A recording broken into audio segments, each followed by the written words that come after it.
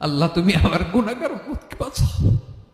এই দুনিয়ার বুকে রব্বুল আলামিন সব নবীকে একটা করে দাওয়া মুস্তাজাবা দিয়েছেন, মানে যে দোয়া করলে কবুল হয়ে যায় সাথে সাথেই। দুনিয়ার সব নবীরা ওই দোয়াটা দুনিয়ায় করে ফেলেছে।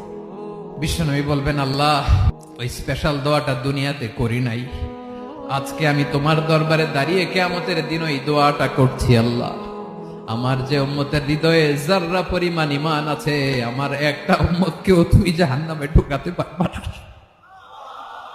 বিশ্বনবী পাগলের মতো একবার হাউজে কাউসারে যাবেন, একবার সিরাতে যাবেন, একবার পুলসিরাতের দিকে, একবার হাউজে কাউসারের দিকে, পাগলের মতো দৌড়াতে থাকবেন। তার কোন গুনাহগার উম্মত যাতে জাহান্নামে ঢুকে না যায়। উম্মতি বিশ্বনবী আমার জন্য কাঁদবেন, আপনার জন্য কাঁদবেন, আমাদের জন্য সেদিন কেঁদে কেঁদে জাহান্নামের দরজায় দাঁড়িয়ে আমাদেরকে টেনে টেনে জান্নাতে ঢুকাবেন।